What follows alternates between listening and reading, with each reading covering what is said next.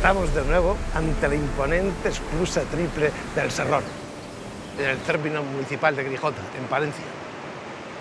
Hemos vuelto a este emblemático lugar porque aquí se produce la bifurcación de los distintos ramales del Canal de Castilla.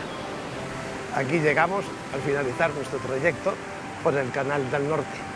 De aquí partimos para hacer la ruta del Canal de Campos. Y desde aquí también comienza el recorrido que nos va a llevar hasta la ciudad de Valladolid, tras rebasar 18 esclusas a lo largo de los 54 kilómetros por donde discurren las aguas del Canal del Sur en el Canal de Castilla.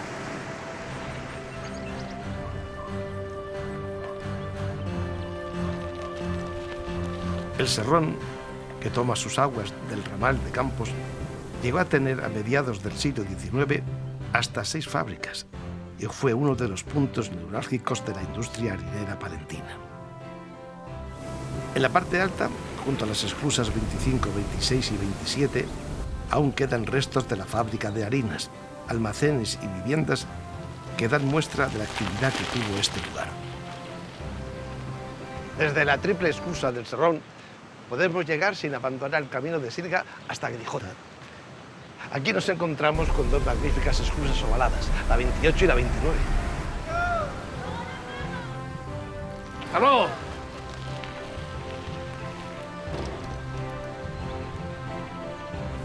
Esta vieja fábrica de harinas, otro testigo solitario de la ferviente actividad industrial que se forjó en las riberas del canal, ha sido bautizada con el nombre de Casa del Agua. Es un proyecto complejo y fascinante que pretendió convertir este antiguo caserón en un lugar de encuentro para artistas plásticos de todo el mundo. La idea, yo no sé explicar cómo surgen las ideas, surgen. Y lo que sí recuerdo que como en la génesis de esa idea estaba la luz que atravesaba y era tamizada por las gotas del agua y surcaba cada uno de los patios interiores del edificio y regresaba otra vez al canal. De ahí el nombre de la Casa de Agua, como hecha de agua. Agua que cogía del canal y que devolvía al canal. Y no solo fue fábrica de harina este edificio, estas ruinas, también fue fábrica de luz. Ajá. O sea, ya llegó a tener una turbina. Una pequeña hidroeléctrica. Una pequeña hidroeléctrica, claro. Eso me hizo pensar en que esto podía ser un edificio autosuficiente, como lo son los artistas, en definitiva. Y además llenito de artistas de diferentes nacionalidades, pintores, escultores, escritores, actores, de diferentes países que residirían aquí entre 3 meses y 1 año. Pero eso sería magnífico para Castilla. No hay forma de poder levantar el proyecto. Probablemente sí. Todo ese impulso tan tremendo de aquel momento, ponerle ahora es fácil que pueda resultar. Si resultó entonces, ¿cómo no va a resultar ahora? Yo creo que tiene un grado de sensatez y que sería algo, un foco de atracción total. Un lugar de retiro, trabajo y discusión que alimente la creación artística como el propio canal nutre la meseta castellana. Antes de llegar a la falda del Monte Viejo, en el término municipal de Viñalta, nos detenemos en la esclusa 30, con su fábrica de harinas del mismo nombre y adaptada a los nuevos tiempos, aún en funcionamiento. ¿Qué se pesca aquí? Por lo que se pueda. Pues aquí se pesca algún barbo que otro, bogas. Ah, sí. Alguna trucha, bajan hasta aquí. Y el agua está... mejor dicho. ¿El agua está limpia para eso? Sí, esta agua es muy buena. Esta luego viene del Pisuerga, está limpia. Aquí no está contaminada. Ah, ¿y cangrejos no hay? También cangrejos, hay muchos. Pero ya es muy difícil. Hasta que no empiece la veda no se puede pescar. ¿Hace mucho que viene usted aquí? 55 años. Es una afición, de verdad. Entonces salía mucho barbo. Sí. Venían a comer el trigo a la fábrica. Sí, sí. Entonces veníamos aquí mucha gente de Palencia. Sí, sí, sí. Es lo que hacemos ahora. Recién jubilados, ya que puede a pescar. Claro. Bueno, Juan, pues muchas gracias. No quiero distraer de su afición. Ya estamos dando las últimas, ¿no? Aquí. Voy a seguir camino, que voy hasta Viñalta. Aquí en Viñalta, donde encontramos las esclusas 31 y 32, además de las harineras, hubo una extraordinaria fábrica de papel que ponía en el mercado miles de resmas al año. Desde aquí, siguiendo la sidra del único afluente del canal, un ramalillo de apenas 1 kilómetro de longitud, llegamos a la dársena de Palencia.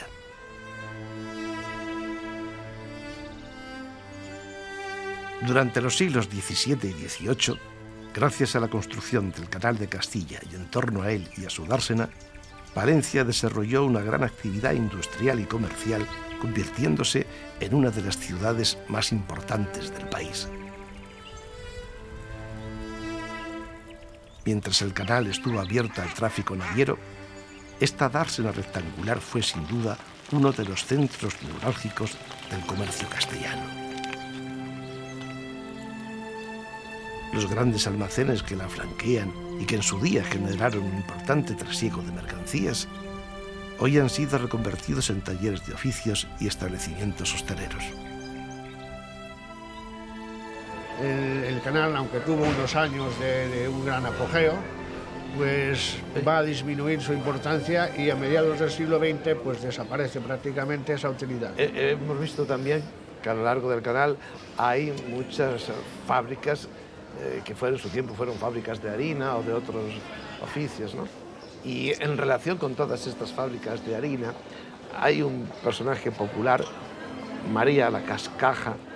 Sí, María la Cascaja fue la protagonista, digamos, la activista del motín del pan que se dio en Palencia en 1865.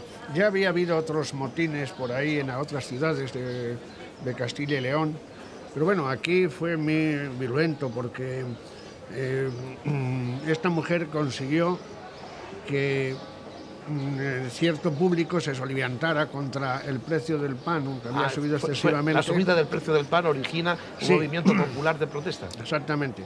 Se había tratado con el ayuntamiento, se había tratado también con los panaderos, pero los panaderos decían que ellos tenían un precio de harina determinado, tal. Y entonces fue cuando fueron, bueno, pues aquí no hay más remedio que ir a los harineros, pero no a tratar con ellos o a negociar con ellos, sino que prendieron varias fábricas de harina de los alrededores de Palencia, y alguna de ellas estaba a la orilla del canal, ¿no? Sí, sí. ¿Y la prendieron fuego? Así, prendieron fuego y la destruyeron totalmente. ¿Y? O sea, se quemaron aquellas fábricas. Se ¿Y quemaron. qué consecuencias tuvo aquello para María la Cascaja? Pues para María la Cascaja y algunos otros unas consecuencias fatales, porque fueron condenados a muerte y ejecutados. O sea que... ¿Fueron ejecutados? Sí, claro. Además es que mataron también dentro del motín, mataron a uno de los fabricantes, con lo cual pues los delitos se habían acumulado, digamos. Lo que hace el hambre, ¿eh? Sí. Claro, en aquellos momentos el pan a veces en muchas familias era casi el único alimento principal, y sin ello no era hambre, era auténtica hambruna, ¿no? Una subsistencia. Y la humanidad nos escarmienta. Claro. Millones de seres humanos mueren de hambre. Así fue. ¿Y cómo fue ajusticiada María la Cascaja? ¿Que se le dio garrote o...? Pues sí, entonces era normal darle garrote, porque era el procedimiento normal en aquella época, en el siglo XIX, pues se daba garrote vil y... Quien quiera que llegue por primera vez a Palencia se ve inevitablemente sorprendido por esta imponente escultura elevada sobre un cerro, llamada el Cristo del Lodero. Esta representación de Cristo de 20 metros de altura es la más alta de Europa. Se construyó en el año 1931 según un proyecto del escultor Victorio Macho, hijo de esta ciudad y enterrado por expresa voluntad en la ermita de Santa María del Lodero, situada a los pies del monumento. Palencia fue capital y sede de la corte visigoda. Antes había sido poblada por romanos y celtíberos vaceos. El nombre de la ciudad tiene origen indoeuropeo. En los primeros años del siglo XI, Alfonso VII de Castilla le concedió fueros propios e impulsó la creación de la Universidad de Palencia, primera universidad de la historia de España.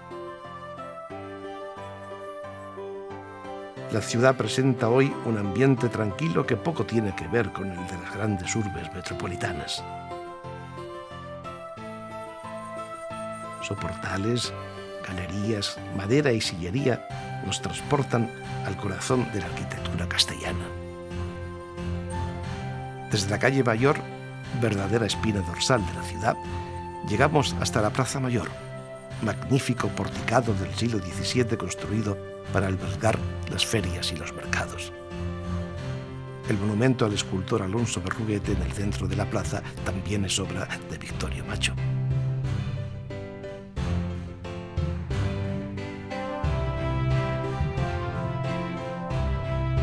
Aquí encontramos la Casa Consistorial, una construcción neoclásica del siglo XIX y que, inaugurada en 1878, alberga el ayuntamiento.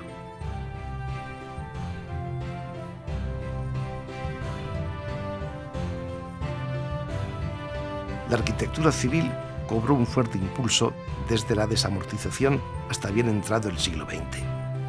Cuenta con edificios singulares, como el edificio de correos y telégrafos de corte neorrenacentista en la Plaza del León, el Colegio de Villandrando, de 1911, rematado por un friso de cerámica vidriada de Daniel de Zuloaga, que representa a su fundadora, la vizcondesa de Villandrando, o como el Palacio de la Diputación, edificio neoplateresco inaugurado en 1914. El devenir de sus calles, con sus modernos establecimientos, contrasta con la vetusta densidad de los monumentos sacros, legado de su pasado como ciudad conventual y eclesiástica.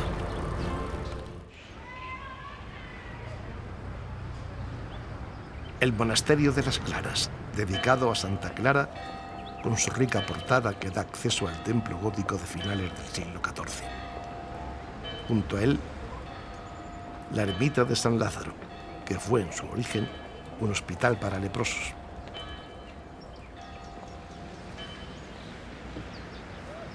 Este templo, de estilo ojival primitivo, es la iglesia de San Miguel. Fue construido en el siglo XII y su torre, tardorrománica, es uno de los iconos más representativos de la ciudad. Según la tradición, Rodrigo Díaz de Vivar, el Cid, desposó aquí a doña Jimena.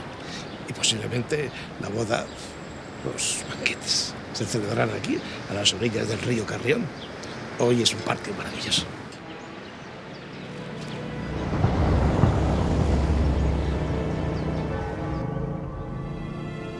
Muy cerca del edificio del seminario encontramos la iglesia de Nuestra Señora de la Calle, templo del siglo XVI, declarado Monumento Nacional en 1982.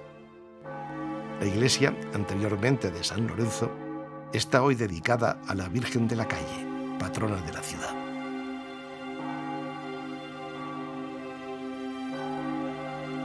En la Plaza de la Inmaculada, situada en el barrio antiguo de la ciudad, donde todavía resuena el eco de la Palencia medieval, se alza la catedral.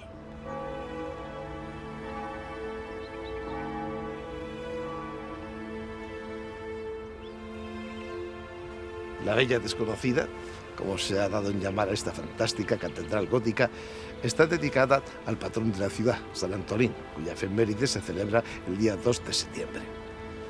En este mismo lugar hubo antes una iglesia románica y antes aún una visigoda. Su aspecto externo es austero, a pesar de los pináculos, las balaustradas y las gárgolas que la adornan. En esta fachada meridional encontramos, flanqueando la torre, dos puertas. Aquella se la conoce como la de los príncipes, pues según la tradición, en 1388 entró por ella el príncipe Enrique el Doliente, que luego sería rey de Castilla para casarse, siendo aún niño, con Catalina de Lancaster. Y la del obispo, adornada con blasones y esculturas de profetas, santos y apóstoles. Y la puerta de San Juan, o de los Reyes, en el lado septentrional. San Antolín es una de las catedrales más grandes de España. Tiene planta de cruz latina y 3 naves con bóvedas estrelladas, trazadas según el modelo de la de Burgos. Esta grandiosa catedral gótica está compuesta por 7 capillas absidales que configuran su amplia y elegante girola.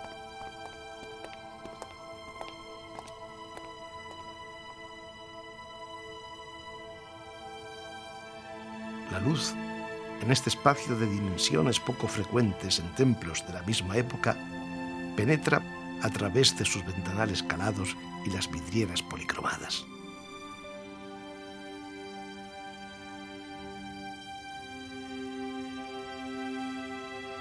La capilla mayor alberga un retablo plateresco con tallas de Felipe de Vigrani, tablas de Juan de Flandes y un calvario de Juan de Balmaseda. En la capilla del Sagrario se conservan los restos de doña Urraca, segunda hija de Alfonso VII y reina de Navarra.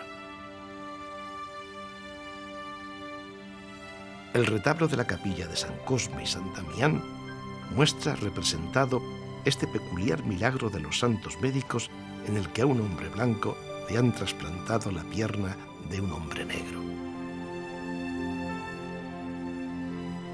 En la misma capilla, frente al púlpito renacentista, una escalera plateresca nos da acceso a la cueva de San Antolín, una cripta que muestra los restos de los templos sobre los que se erigió la actual catedral.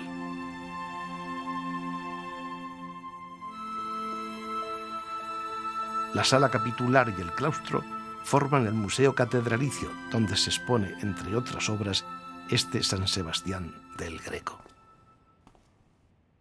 Conocido como la Casa del Cordón, este edificio renacentista del siglo XVI ha sido rehabilitado para albergar el Museo Arqueológico de Palencia. Haciendo un gran alarde de uso de la arquitectura contemporánea, Luis Arranz, en los años 80 y tantos, prepara este extraordinario edificio a base de hormigón y cristal en torno a una rotonda que inunda de luz cenital el resto del espacio museístico. Está concebido en 3 plantas: el sótano, dedicado a la prehistoria, la planta baja, dedicada a la romanización, y la planta primera a la Edad Media. El gran momento de la protohistoria en la provincia de Palencia está representado por el Mundo Vaceo y que tiene en Palencia una de sus ciudades más importantes, la antigua Palantia. Del tesoro tenemos aquí prácticamente al completo el que se llama Tesoro de los Filipenses, por haber aparecido durante la obra de este colegio de la ciudad de Palencia. Pero además de las joyas de oro y plata, la necrópolis de Palenzuela ha proporcionado también una serie de ajuares cerámicos que se ponían como ofrendas en las tumbas de los difuntos por no emplear las que todavía tenían un uso en la vida práctica, en la vida diaria, ¿no? Pasamos a continuación al mundo riquísimo romano en la provincia de Palencia, con algunas de las mejores colecciones, por ejemplo, de vidrios, y alcanza su apogeo con este par de bustos maravillosos que tenemos de mármol, aparecidos en una villa romana en Becerril de Campos. El que estaba manejando la máquina se dio cuenta de que aparecían 2 esculturas que recogió y que se llevó con él. Son 2 bustos maravillosos de un hombre y una mujer del siglo II después de Cristo, de época de Antonino, y dentro del mundo romano una joya extraordinaria del museo es el mosaico de Océano y las Nereidas. Representa en el centro la cabeza de Océanos con las barbas de algas, en la cabeza lleva pinzas de patas de cangrejo y tiene además un valor apotropaico, es decir, de defensa frente al mal de ojo, y por otra parte propicia la riqueza y defiende frente a la desgracia. Hay otras piezas, como por ejemplo los sarcófagos que vienen de la desamortización de alguna serie de unos monasterios, en los que se efigia la muerte de un caballero y todo se ve alrededor, como las familias están llorándole, cómo se celebran los funerales y cómo al final pues el alma del caballero acaba despidiéndose del cuerpo.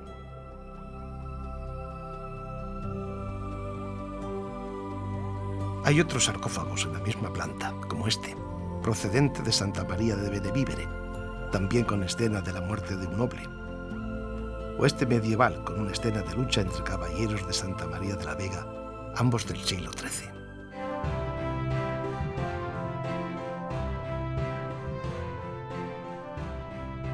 La riqueza arquitectónica y artística de Palencia es inagotable.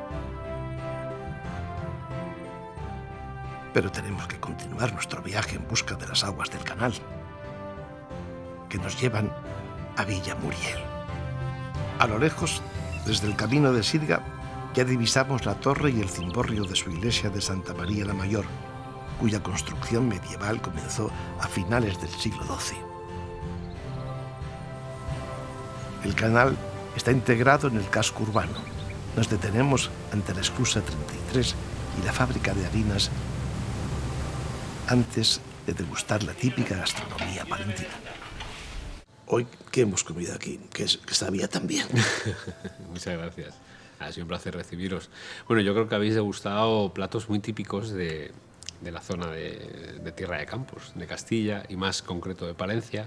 No ha podido faltar la famosa menestra, porque en toda España, menestra, la de Palencia. La de Palencia. La menestra palentina sí que tiene fama, es una menestra hecha con mucho cariño, muy despacito sobre todo, se guisa verdura por separado, se reboza, se guisa cada una por separado. Porque luego se junta. La menestra es un plato que está en casi todos los restaurantes de Palencia, pero cada uno me imagino que le da un puntito especial a ese plato, ¿no? Sí, es cierto. Cada maestrillo tiene su librillo, pero es cierto que la menestra se abre a muchos ya tipos de cocinero. Entonces, cada uno tiene su detallito. De la vuestra doy fe de que está exquisita, sí. Luego habéis degustado también el lechazo. El lechazo churro, pues es el rey de la gastronomía castellana y más concreto de la zona de Tierra de Campos. El lechazo churro es una raza exclusiva de esta zona y la verdad es que nos preciamos de hacerlo pues como muy poca gente lo sabe hacer, que es en horno de leña, con agua y con sal, nada más.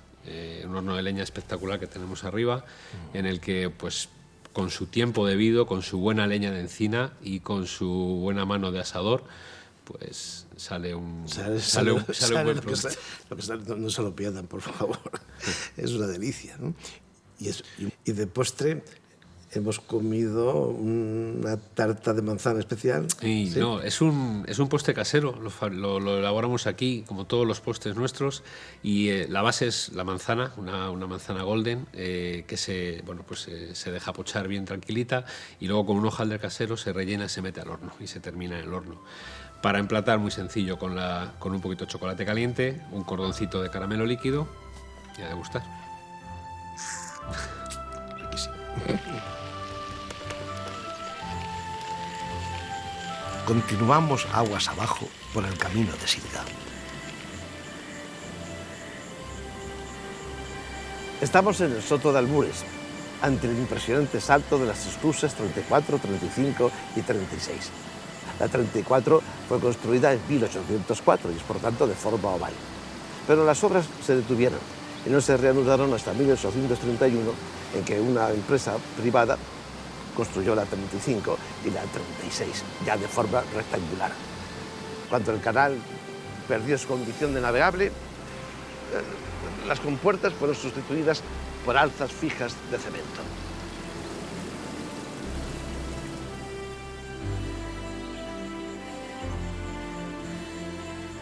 Soto Albures ofrece al viajero este privilegiado lugar para el descanso y para reponer fuerzas en la parte alta de las esclusas, junto a lo que fue la casa del encargado.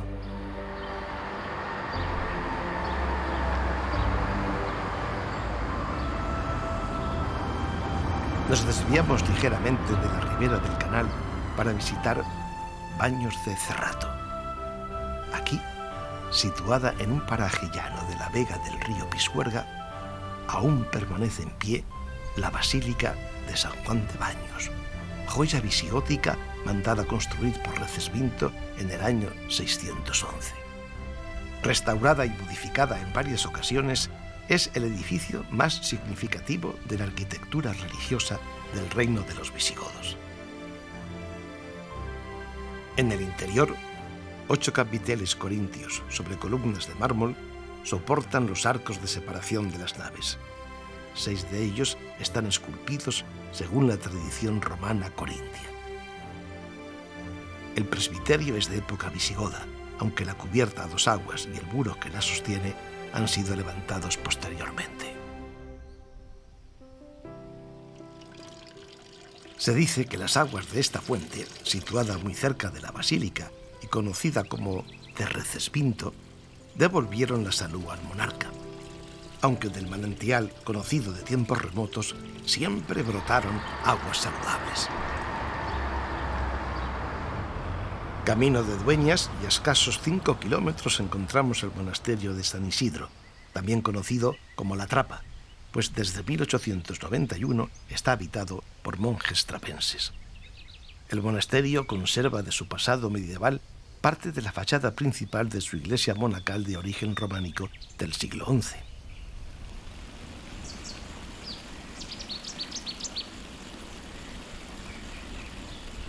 Regresamos al canal y ya en Dueñas, rodeada de buena arboleda y junto a la Estrella de Castilla, una harinera clásica de 5 pisos, encontramos la Esclusa 37.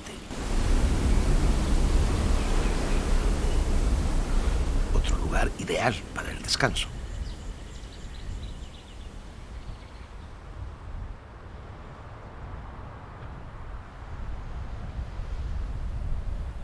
Declarada conjunto histórico-artístico en 1967, Dueñas es un municipio de origen vaceo. Durante la Edad Media, Dueñas destacó como enclave artesano y monacal.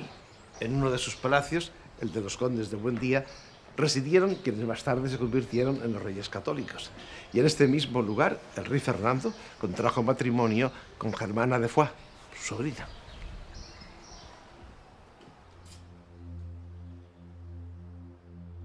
Su iglesia, románico-gótica, conserva 2 ábsides de los 3 originales que tuvo. Al castillo de Dueñas se lo llevó el viento. Bueno, el viento y las obras de construcción del canal y de las bodegas y de otros edificios. Quiero decir que se llevaron las piedras del castillo pues para hacer otras cositas, otras casitas, bueno, un trasplante, ¿no? Y de la antigua muralla que protegía la villa, pues solo se conserva este torreón, conocido como Ojo de la Virgen, porque arriba, en el torreón, está instalada la capilla de la Virgen de los Remedios y Onecha, que es la patrona de las fiestas de la villa. La provincia de Valladolid es conocida en todo el mundo por sus famosos vinos. Una de sus 5 denominaciones de origen, la de Cigales, se encuentra en estas tierras. Los viñedos en Dueñas nos hablan de bodegas centenarias, una vocación que en muchos casos se va transmitiendo de padres a hijos. Del agua que nos da la vida al vino que nos ayuda a disfrutarla. Pues este es el lagar antiguo, de 1887. Oye, ¿y están vinos? Pues esta es la forma de prensado antiguo. Por allí se descargaba la uva por las ventanas y todo este espacio se llenaba de uva. Ahí se ponían unos tablones y entonces aquí, a medida que la piedra se quedaba suspendida en el aire, gracias a este husillo, que era como un tornillo, pues lo que hacía era bajar la viga en el otro extremo. De esa forma, pues iba prensando. O sea, que a medida que esa piedra enorme sí, sube, se iba moviendo, esto baja. se quedaba así. Y así era como iban prensando y bajaba el mosto por gravedad al resto de la bodega. Para mí esto siempre es la cámara mágica, aquí donde el vino duerme tranquilito. Reposa, ¿no? Mejora. Reposa y de nuevo se hace mayorcito y sale a la vida. ¿Desde cuándo datan estas cuevas? Pues seguramente de origen medieval, aunque que pertenezca a la familia, pues que sepamos desde 1736. Y ahora, contigo de la mano, estas bodegas tendrán otra actividad más moderna, has hecho innovaciones. Pues a mí me gusta respetar un poquito el carácter tradicional, pero bueno, quizá como aportación, pues la elaboración de vinos tintos, que antes no se hacían, porque solo se elaboraba en vino rosado, fruto pues del tipo de bodega, de la denominación de origen, y los vinos tintos, pues sobre todo para aprovechar pues, nuestros viñedos más viejos. ¿Y ha triunfado el tinto igual que el clarete? Sí, está triunfando, sí.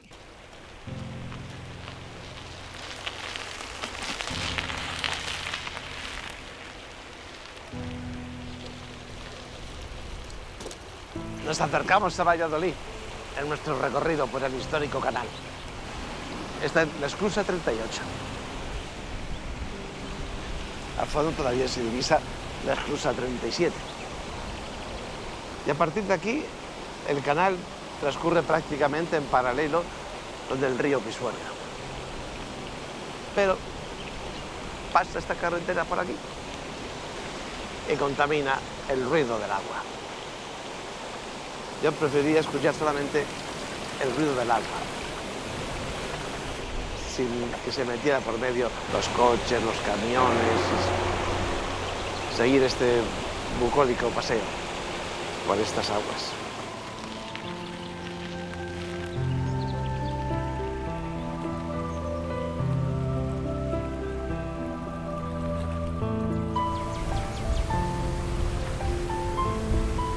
A 8 kilómetros de Dueñas nos encontramos la esclusa número 39. Desde aquí, a través del puente que cruza la carretera, llegaremos a Trigueros del Valle.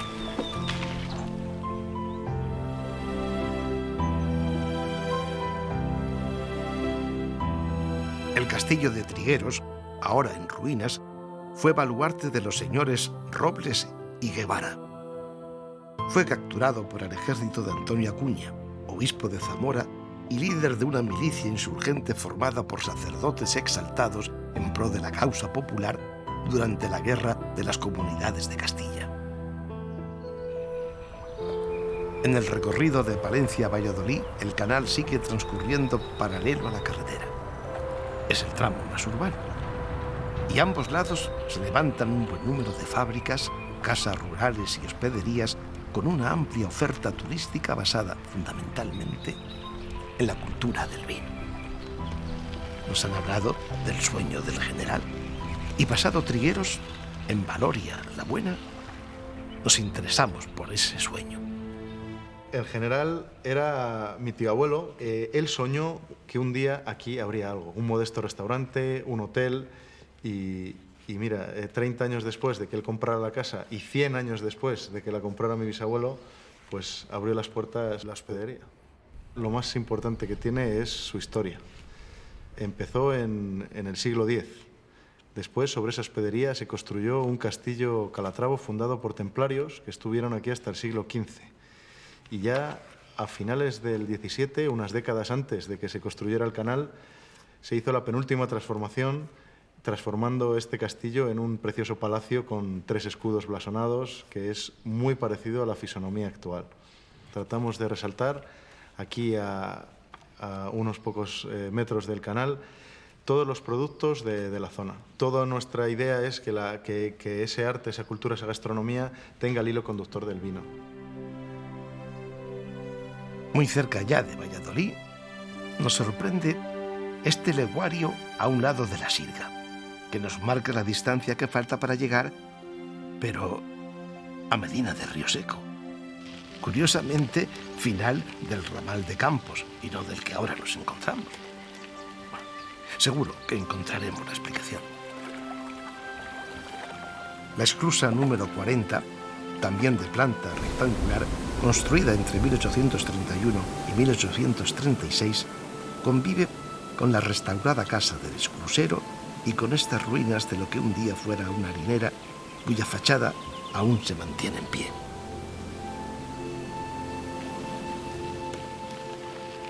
Los Altos Cortados y el páramo de Aguilarejos, término municipal al que pertenece, nos llevan al puente de Palazuelos. Cruzándolo y dejando a un lado este monasterio cisterciense de estilo románico, llegamos a Cabezón del Pisuerga.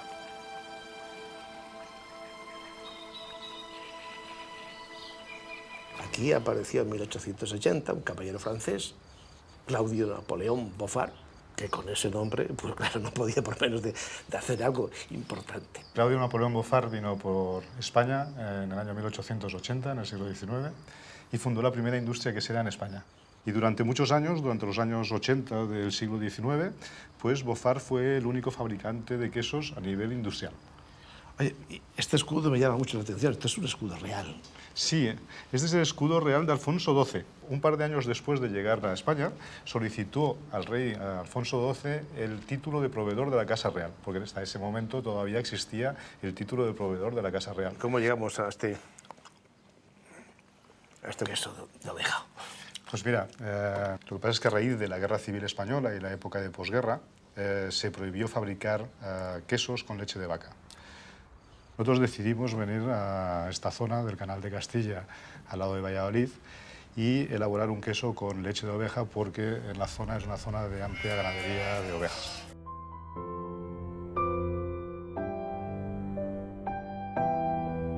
Nueve kilómetros más adelante, la esclusa 41. Su molín rectangular, que previamente fue serrería, de estructura de madera, cerrado con sillares de piedra, aún se conserva en buen estado. Y ya, en Valladolid, ajardinada, la 42. La esclusa 42 es la última del ramal del sur y por tanto la última que visitaremos en nuestro viaje por el canal.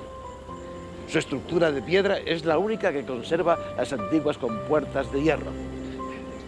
El edificio pertenece a la Confederación Hidrográfica del Duero. Desde allí se centraliza toda la información sobre el canal.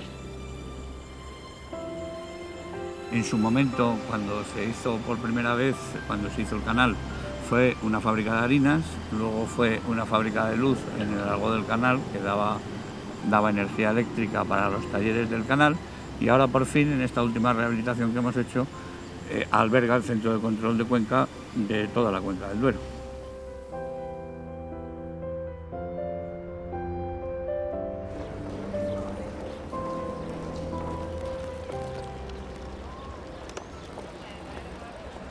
Felipe II encomendó la construcción de la Plaza Mayor de Valladolid al arquitecto Juan de Salamanca.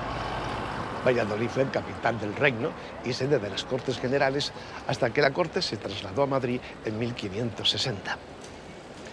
Aquí se casaron los reyes católicos, nació Felipe II, murió Cristóbal Colón, aquí vivió y escribió parte de su obra El Quijote Miguel de Cervantes, y de aquí salen Francisco Umbral y mi querido don Miguel Delibes, maestro indiscutible de la lengua castellana.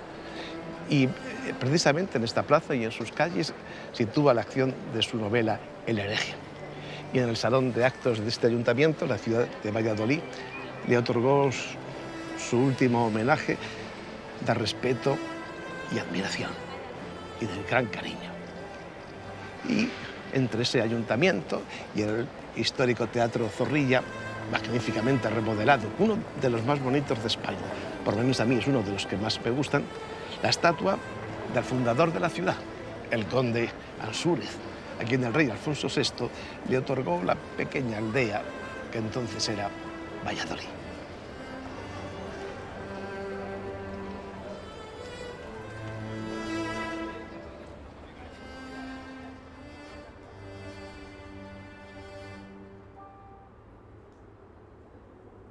No muy lejos de la Plaza Mayor, este magnífico edificio, uno de los más antiguos de la ciudad, alberga la sede central de la universidad. A mi espalda, el Palacio de Santa Cruz, mandado levantar por el cardenal Mendoza, el tercer rey. Ya sabemos, primero Isabel, luego Fernando, tercero el cardenal Mendoza, que lo concibe como un colegio mayor donde iban a estudiar y residir estudiantes pobres, pero dotados de talento. Estos eran seleccionados con otras rigurosas pruebas de exámenes, pero aquí funcionó este colegio mayor, fue un ejemplo. Se inauguró en 1491 y es el primer edificio español con elementos renacentistas. Estos balcones que se ven ahora, claro, no son de entonces. Esto ya es obra del arquitecto Ventura Rodríguez. En la portada, sobre el balcón principal, se hallan el escudo de los Reyes Católicos y el de la familia fundadora, Mendoza y Figueroa. La estantería barroca de su biblioteca atesora obras impresas desde el siglo XV y algunas excepcionalmente notables como el Beato miniado por Obeco, un códice fechado en el año 970.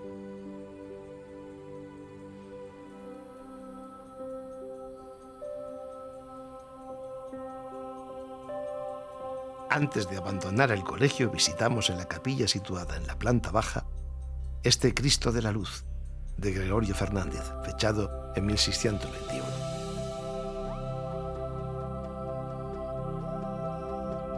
En la plaza de la universidad se alza el edificio de la primitiva Universidad de Valladolid, con su preciosa fachada barroca. Se levantó en el siglo XVIII y su decoración, que abunda en símbolos y alegorías académicas, es obra de la familia Tomé. En el centro, el escudo de la universidad con el árbol de la ciencia y la tiara, emblema de su carácter pontificio. A 2 pasos de la antigua universidad encontramos la Catedral de Nuestra Señora de la Asunción, también sede episcopal de la archidiócesis.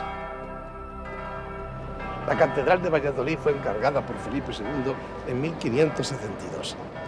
El arquitecto elegido para realizar el proyecto fue Juan de Herrera, quien inició las obras en 1582. Sus 3 naves permiten calibrar la ambición y la maestría de Herrera, pero la lentitud en las obras y la falta de recursos materiales frustraron el plan inicial y la catedral quedó inconclusa, tal y como hoy la conocemos.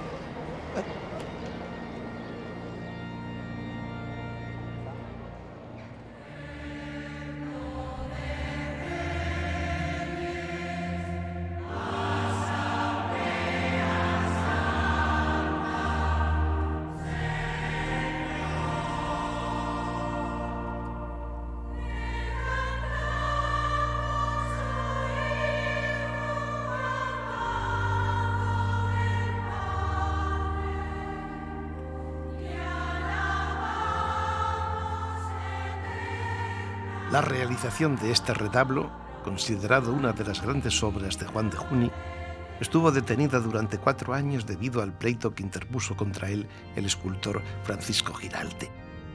Dedicado a Santa María, presenta escenas de la Virgen y de Cristo. El Museo Diocesano y Catedralicio, inaugurado en 1965, se encuentra en el interior de la catedral. Alberga más de 450 piezas, entre ellas el llanto sobre el Cristo muerto de Francisco de la Maza, la custodia de Juan de Arfe y este Ecce Homo de Gregorio Fernández, piezas significativas dentro del arte barroco español.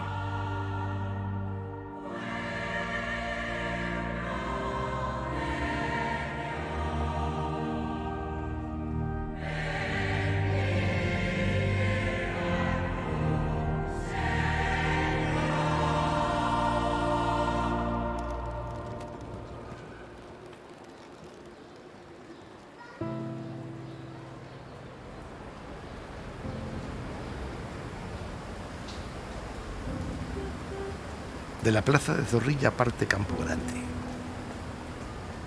Un bellísimo parque en el centro de la ciudad. Data del siglo XIX y está dotado de estanque, con sus patitos, tortugas, pececitos, hay de todo. Y luego tiene rincones románticos para que contarles, muchísimos, porque todo el jardín da una sensación de selva umbría. Son grandiosos los árboles que aquí hay. Y meterse en un rinconcito de esos, y cuando menos se lo espera, parece un pavo real, y haces sin pedírselo. Despliega todo su plumaje y uno queda deslumbrado. ¿Cómo puede hacer la naturaleza una cosa así? Eso parece que está hecho de diseño, ¿no? La naturaleza, ella solita, el plumaje de un pavo real. Campo Grande, rincones románticos, bancos para sentarse y pensar.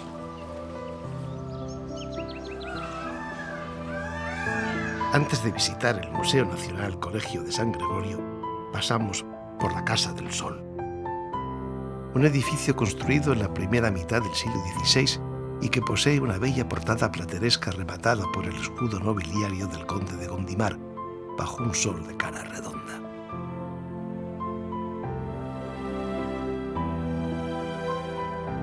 Y muy cerca de la Casa del Sol está el Colegio de San Gregorio, un magnífico ejemplo de gótico hispano-flamenco. Fue construido entre los años 1484 y 1496, a instancias de Fray Alonso de Burgos, confesor de Isabel la Católica. Se dedicó este hermosísimo palacio a la enseñanza de la teología, y en el estudio de esta disciplina se mantuvo hasta las desamortizaciones del siglo XIX. Esta hermosa escalera renacentista da acceso al primer piso del bellísimo patio. Formado por un claustro de planta cuadrada, representa una de las joyas de estilo hispano-flamenco. En la escalera vemos el escudo de Fray Alonso de Burgos con la flor de lis, símbolo de la pureza, y el techo muestra un magnífico artesonado mudéjar del siglo XVI.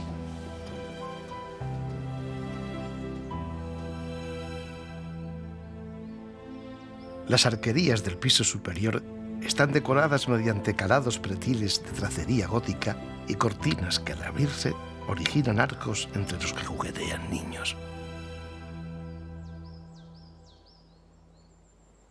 El Santo Entierro fue encargado por Fray Antonio de Guevara, ilustre franciscano, cronista de Carlos V y obispo de Mondoñedo, a Juan de Juni, que consigue una obra de marcado carácter teatral. Si se fijan ustedes, todas esas figuras en movimiento nos están indicando una acción teatral con la figura central de Cristo yacente, una figura realmente colosal. El conjunto se destinó a la capilla funeraria que Fray Antonio tenía en el desaparecido convento de San Francisco de Valladolid, y después de la desamortización pasó a conservarse aquí. Y pasamos a la sillería de San Benito el Real. Los reyes católicos impulsaron una reforma de la orden benedictina y a tal fin se crea una congregación que reúne a las casas más importantes de Castilla y Aragón, siendo su sede central el convento de San Benito el Real de Valladolid. Para celebrar las reuniones a capítulo se decide hacer una sillería. Para costear esa sillería, que era un proyecto caro, se decide que cada monasterio se costease su propio sitial. Desde Nájera dirige todo el montaje de esta sillería y se logra este conjunto que nos deja realmente asombrados, ¿no? Qué belleza tan grande, ¿no? Podemos observar cómo en la parte de arriba está el escudo que representa al monasterio, la advocación bajo la que está puesta ese monasterio, el nombre del abad que se sienta en ese sitial, y solo hay una nota que se distingue de las demás, y es el sitial del fondo policromado, que es el que corresponde al abad de San Benito el Real de Valladolid como autoridad. Realmente es que muchas palabras no hay, decir que es un asombro, una joya, una joya.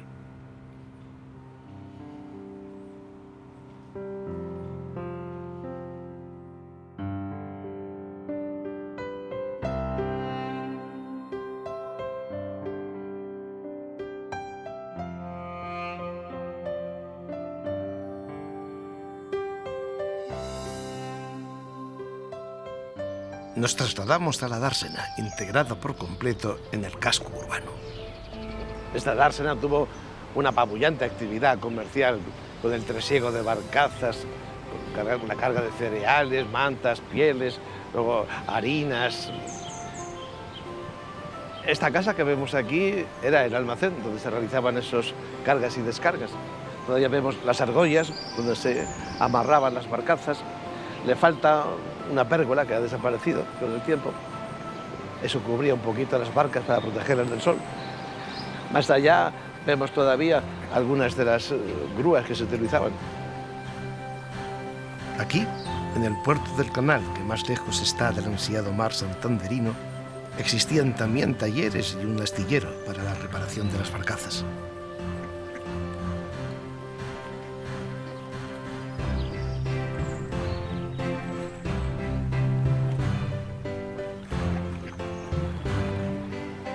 Bueno, pues este es el último enclave del Canal del Sur.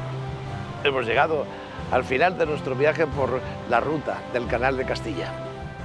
A lo largo de sus más de 200 kilómetros hemos atravesado cerca de 50 pueblos distribuidos en 3 provincias diferentes, Palencia, Burgos y Valladolid. Y desde luego nos hemos empapado de cultura castellana a través de un viaje apasionante por la historia, el arte y la naturaleza que ha colmado sobradamente nuestras expectativas.